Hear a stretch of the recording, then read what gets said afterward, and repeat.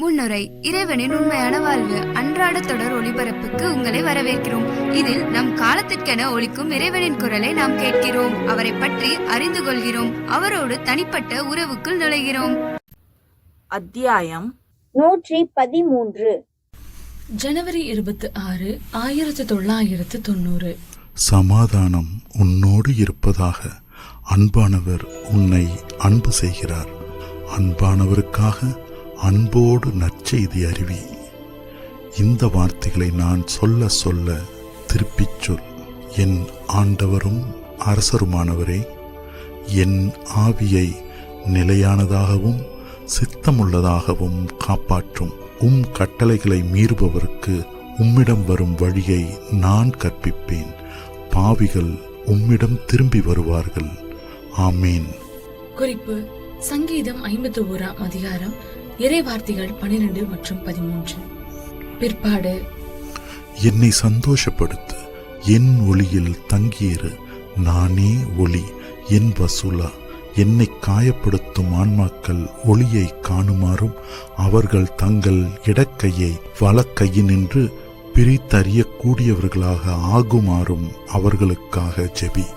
என் தாய் சொல்வதை கேள். இவ்வளவு அதிகமான பாவங்களின் காரணமாக இன்று என் இதயம் கண்ணீர் வடிக்கிறது. உலகம் அன்பானவருக்கு நன்றியற்றதாக இருக்கிறது. நான் பலருக்கு காட்டி தந்து அவர்களை கூவி அழைக்கிறேன். குறிப்பு: மனித குலத்திற்கு. கடவுளிடம் திரும்பி வருமாறும் தங்கள் வாழ்வை திருத்துமாறும் நான் அவர்களிடம் மன்றாடி கேட்கிறேன். ஆனால் மிக சிலர் மட்டுமே உண்மையில் அப்படி செய்கிறார்கள். மிக பலர் மாறுவதே இல்லை. மகளே, இந்த பிடிவாதமுள்ள ஆன்மாக்களுக்காக ஜெபி. பரிசுத்த மாதாவே, நான் ஜெபிப்பேன். உன்னையும் இவர்களுக்காக ஜெபிக்கும் அனைவரையும் நான் ஆசிர்வதிக்கிறேன். ஜனவரி 29, 1990. ஆண்டவரா, நான் தான் சிறியவளே. நாம் ஜெபிப்போம். என் தேவனாகிய ஆண்டவரே, என் ஆன்மாவை இந்த இருளிலிருந்து உம் ஒளிக்குள் உயர்த்தும். உம் திரு இருதயத்தினுள் என் ஆன்மாவை வைத்து மூடிக்கொள்ளும். உம் வார்த்தையால் என் ஆன்மாவுக்கு உணவூட்டும். உமது திருப்பெயரால் என் ஆன்மாவை திருநிலைப்படுத்தும். நீர் பேசுவதை கேட்க என் ஆன்மாவை ஆயத்தப்படுத்தும். உமது இனிய நறுமணத்தை என் ஆன்மாவின் மீது ஊதி அதை உயிர்ப்பியும். உம் ஆன்மாவை மகிழ்விக்கும்படி என் ஆன்மாவை ஆக்கிரமியும். தந்தாய், உமது மாசற்ற மீரையை என் மீது ஊற்றுவதன் மூலம் உம் குழந்தையாகிய என்னை அழகுபடுத்தும். தெரிந்து கொள்ளப்பட்டோர் அனைவரும் வீற்றிருக்கும் உமது பரலோக மண்டபத்திற்கு நீர் என்னை அழைத்துச் சென்றீர். உம் தூதர்கள் அனைவருக்கும் நீர் என்னை காண்பித்தீர். இதற்கு மேல் என் ஆன்மா வேறு எதை கேட்கிறது? உமது ஆவியானவர் எனக்கு உயிர் அளித்துள்ளார். உயிருள்ள அப்பமாகிய நீரோ என்னை மீண்டும் உயிர்ப்பித்திருக்கிறீர். உம் விண்ணரசை உம்மோடு நித்தியத்திற்கும் பகிர்ந்து கொள்ளவும் என்றென்றும் எக்காலமும் நான் வாழவும் என்னால் எழும்படியாக உமது திரு ரத்தத்தை நான் பருக தந்திருக்கிறீர். உன்னதமானவருக்கு மகிமை உண்டாவதாக. பரிசுத்தர்களிலெல்லாம் அதிபரிசுத்தருக்கு மகிமை உண்டாவதாக. நம் ஆண்டவர் போற்றப்படுவாராக. நம் ஆண்டவர் வாழ்த்தப்படுவாராக. ஏனெனில் அவரது இரக்கமும் அவரது அன்பும் யுக யுகமாய் கடந்து வருகிறது. அது என்றென்றைக்கும் அப்படியே கடந்து வரும். ஆமீன். நல்லது என் குழந்தாய். நான் எழுதிய வார்த்தைகளை பற்றி இயேசு மகிழ்ச்சி அடைந்தார். ஜனவரி 30, 1990. என் ஆண்டவரா, நான் தான். அதைரியப்பட்டவளாகவும் பலவீனமாகவும் நீ உணரும் ஒவ்வொரு முறையும் என் மீது சாய்ந்து கொள். நான் உன்னை அன்பு செய்கிறேன். நான் இல்லாமல் நீ ஒன்றுமில்லை என்று உனக்கு காட்டுவதற்காக சில சூழ்நிலைகளையும் நிகழ்ச்சிகளையும் அன்பின் காரணமாகவே நான் அனுமதிக்கிறேன். உன்னை என் அருகிலேயே வைத்துக் கொள்ளவும் உன் ஆன்மா என்னை சார்ந்திருக்குமாறும் என் மீது நீ சாய்ந்து கொள்ளுமாறும் செய்யவே இந்த நிகழ்ச்சிகள் நிகழ நான் அனுமதிக்கிறேன்.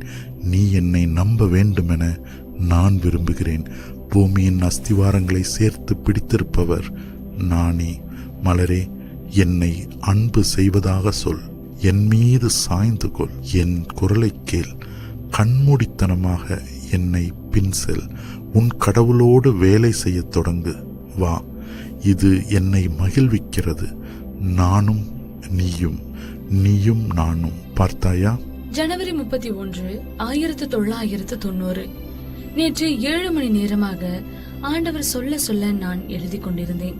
இன்று சுமார் 6 மணி நேரம் இறுதியில் நான் இயேசுவிடம், இயேசுவே, நாம் இப்போது போய் வேறு ஏதாவது வேலை செய்வோமா என்று கேட்டேன். சமையல் அறையை சுத்தம் செய்ய வேண்டும் என்று நான் நினைத்து கொண்டிருந்தேன். இயேசு சற்றும் தயக்கமின்றி, சரி, நாம் போவோம் என்றார். என்னை எழச் செய்து சமையலறையை சுத்தம் செய்ய செய்வதில் மிகுந்த ஆவலுள்ளவரை போல அவரது குரல் ஒலித்தது. நான் ஏதோ ஒரு மிக முக்கியமான அவசரமான வேலையை செய்ய வேண்டியிருந்தது என்பது போல் அவர் நடந்து கொண்டார். நம் பரிசுத்த அன்னையிடமிருந்து பிப்ரவரி 11 அன்று வாசிக்கப்பட வேண்டிய நிசே கூட்டத்திற்கான செய்தி.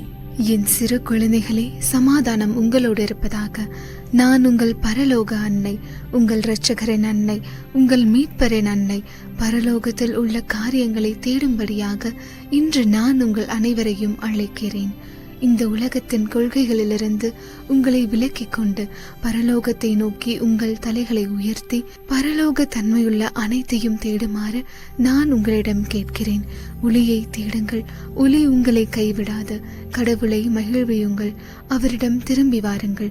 உலகத்தோடு உங்களை இணைத்துக் கொள்ளாதீர்கள். உங்கள் காலடியை மோட்சத்தை நோக்கி வழிநடத்துபவரோடு உங்களை பிணைத்துக் கொள்ளுங்கள். அன்புக்குரிய குழந்தைகளே, நீங்கள் இன்னும் புரிந்து கொள்ளவில்லையா?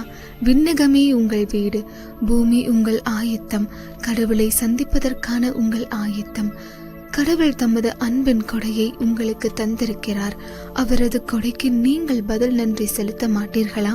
உங்களில் பலர் பல அடையாளங்களை கண்டிருக்கிறார்கள். இந்த அடையாளங்கள் ஊன்றி கவனிக்கப்பட வேண்டும். இவை காலங்களின் முடிவுக்கான அடையாளங்கள் ஆகும். அவை உலக முடிவுக்கான அடையாளங்கள் அல்ல. அவை ஒரு யுகத்தின் முடிவின் அடையாளங்கள் ஆகும். அன்பு மற்றும் சமாதானத்தின் யுகத்திற்குள் நீண்ட காலத்திற்கு முன் உங்களுக்கு வாக்களிக்கப்பட்டுள்ள புதிய வானகங்கள் மற்றும் புதிய பூமிக்குள் நுழையும்படி இயேசுவும் நானும் உங்கள் அனைவரையும் ஆயத்தம் செய்து கொண்டிருக்கிறோம். ஆகவே சுத்திகரிப்பின் நாளுக்கு முன் நீங்கள் மனம் திரும்பும்படி நான் உங்களிடம் கெஞ்சி கேட்கிறேன். ஏனெனில் காலம் நெருங்கிக் கொண்டிருக்கிறது. இந்த தலைமுறை ஒழிந்து போகும் முன் பாத்திமாவில் தொடங்கி இன்று வரை என் தெரிந்து கொள்ளப்பட்ட ஆன்மாக்களின் வழியாக நான் உங்களுக்கு கூறி வந்த அனைத்தும் நிறைவேறும் என்று நான் உங்களுக்கு சொல்கிறேன். அன்பு குழந்தைகளே, எங்கள் பிரசனம் ஒரு பரம ரகசியமாகவும் இருக்கிறது என்பதை நினைவில் கொள்ளுங்கள். நீங்கள் ஒருபோதும் தனியாக இல்லை என்பதை எப்போதும் நீங்கள் நினைவில் கொண்டிருக்க வேண்டும். இடைவிடாமலும் உங்கள் இதயத்தை கொண்டும் ஜெபிக்க கற்றுக்கொள்ளுங்கள். உபவாசம் இருக்கவும் தவம் செய்யவும் கற்றுக்கொள்ளுங்கள். மாதம் ஒரு முறை சென்று பாவ சங்கீர்த்தனம் செய்ய கற்றுக்கொள்ளுங்கள். நன்மை செய்வதில் சூழ்ந்து போகாதீர்கள். மற்றவர்களின் காரியத்தில் அதை கடைபிடியுங்கள். ஆண்டவரின் திருச்சட்டத்தை வாழுங்கள். குழந்தைகளே, நான் உங்களை அன்பு செய்கிறேன். அன்பினால் தான் ஆண்டவரை சந்திக்க உங்களை நான் ஆயத்தம் செய்கிறேன். உங்கள் ஒவ்வொருவரையும் நான் ஆசிர்வதிக்கிறேன். எங்கள் சமாதானத்தோடு உங்கள் வீடுகளுக்குள் நுழையுங்கள். நாங்கள் உங்களோடு இருக்கிறோம் என்பதை ஒருபோதும் மறக்காதீர்கள். வேதாகம வாசகம் லூக்கா 18ஆம் அதிகாரம், இறைவார்த்தைகள் 1 முதல் 18 வரை. ஆண்டவரா, நான் என் சமாதானத்தை உனக்கு தருகிறேன். நிசேயில் என் திருமுகத்தை வெளிப்படுத்து. பலருக்கு முன்பாக நான் நிற்பேன். என் குழந்தாய், திட தைரியமுள்ளவளாயிரு. அன்பானவர் உன்னை அன்பு செய்கிறார். இயேசு நிசேயில் நடக்கவிருந்த ஜெப கூட்டத்திற்காக என்னை உற்சாகப்படுத்திக் கொண்டிருந்தார். விண்ணகம் ஒளியால் ஆக்கப்பட்டுள்ளது. விண்ணகத்தின் கதவுகள் உனக்கு முன்பாக லேசாகவாவது திறக்கும் போது இந்த ஒளி உன்னை முழுமையாக சூழ்ந்து கொள்கிறது. மோட்சத்தின் ஒரு துளியை சுவை பார்க்கும் வாய்ப்பை நான் உனக்கு வழங்கினேன். ஆகவே நானே உன் ஸ்துதி புகழ்ச்சிகளின் உட்கருத்தாயிருப்பேனாக. என் தேவாலயத்தில் உன் சகோதரர்களுக்கு என் திருப்பெயரை அறிவி. முழு சபையில் என்னை துதித்து போற்று. என் குழந்தைகளின் இதயங்களை வசீகரி. உன் கடவுளுக்கு மகிமை முழுவதையும் செலுத்து. அன்பு உன்னோடு இருக்கிறது. என் ஆண்டவரே, நான் உமக்கு செய்த வார்த்தை பாடுகளை நிறைவேற்ற விரும்புகிறேன். நான் உண்மையாகவே முயற்சி செய்து என் நன்றி அறிதல் காணிக்கைகளை உமக்கு செலுத்துவேன். உம்மோடு பேசவும் உம்மை கனப்படுத்தவும் சரியான வார்த்தைகளை எனக்கு தாரும். என் இறைவா, என்னை நிரப்புவதற்காகவும் உமது பிரசன்னத்தில் வாழ்வோரின் ஒளியில் நடக்க என்னை அனுமதிப்பதற்காகவும் நான் உம்மை வாழ்த்தி துதிக்கிறேன்.